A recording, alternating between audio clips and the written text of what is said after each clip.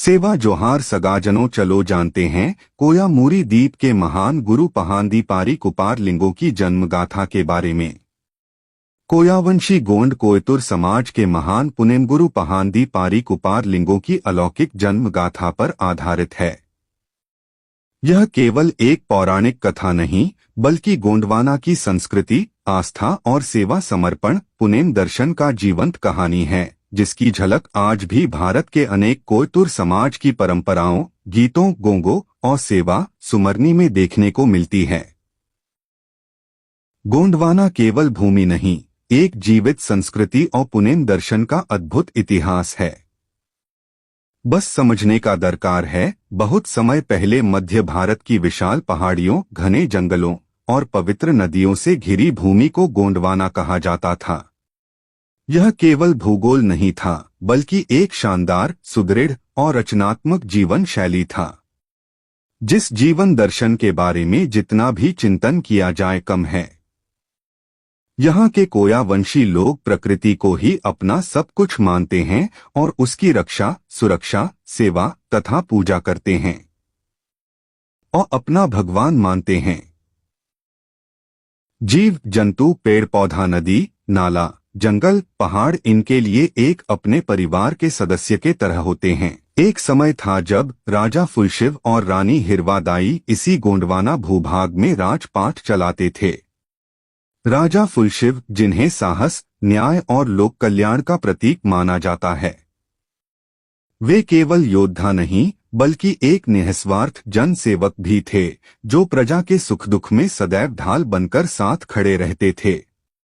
उनकी पत्नी रानी हिरवादाई करुणा, सौंदर्य और पुनेम दर्शन की मूर्ति थीं। वे वनों की हरियाली की तरह जीवनदायिनी मानी जाती थीं। फुलशिव राजा और हिरवा रानी को गोंडवाना का आदर्श जोड़ी माना जाता था, किंतु उनके जीवन की एक पीड़ा थी, संतान का अभाव। इस बात को लेकर दोनों बेहद चिंतित थे। वर्षों बीत गए पर संतान सुख नहीं मिला। राजा को उत्तराधिकारी की चिंता सताने लगी और रानी दूसरों के बच्चों को देखकर व्यथित हो उठती थी। केवल राजवंश ही नहीं, बल्कि पूरा समाज यह प्रश्न कर रहा था, यदि वंश आगे नहीं बढ़ा तो संस्कृति और धर्म का रक्षक कौन होगा। ऐसे बहुत सवाल इनके मन में आने लगे। राजा फुलशिव यह भी समझते थे कि समाज अनेक कुलों और कबीलों में बंटा हुआ है और बाहरी प्रभाव धीरे धीरे बढ़ रहा है। उन्हें ऐसा पुत्र चाहिए था जो केवल राजा नहीं बल्कि पूरे गोंड समाज का धर्मगुरु और मार्गदर्शक बने। तब दोनों ने बीहड़ जंगलों में अपने आराध्य देव फड़ापेन की खूब तपस्या की।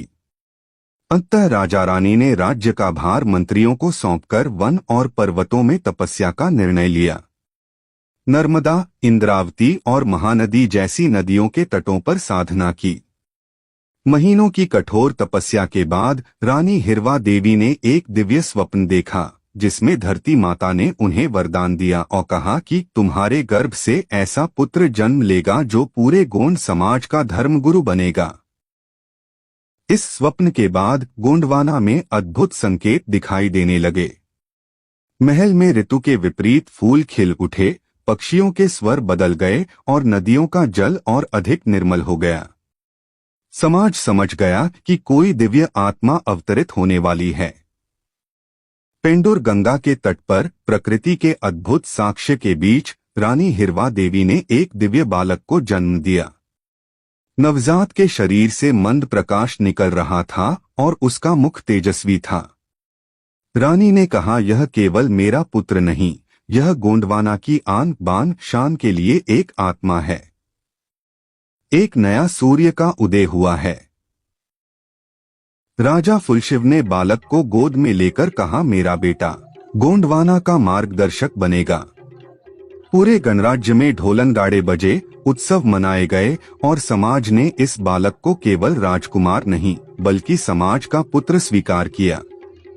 यही बालक आगे चलकर कोया वंशियों का महान गुरु पहांदी पारी कुपार लिंगों के नाम से जाना गया, जिसने बड़ा होकर इतने बड़े ब्रह्मांड का तमाम रहस्यों को अध्ययन किया, जाना, समझा और एक बहुत ही सुंदर पुनेम जीवन दर्शन का ताना बाना तैयार किया। एक ऐसा जीवन दर्शन जो प्रकृति के नियमों पर आधारित है। गुरुपारी कुपार लिंगों की जन्म गाथा केवल एक कथा या कहानी नहीं, बल्कि सेवा, ज्ञान, प्रकृति संरक्षण और सामाजिक एकता तथा पुनः दर्शन का संदेश है। यह गोंड समाज की आत्मा को समझने की कुंजी है और आज भी आदिवासी समाज को अपनी जड़ों से जोड़े हुए है।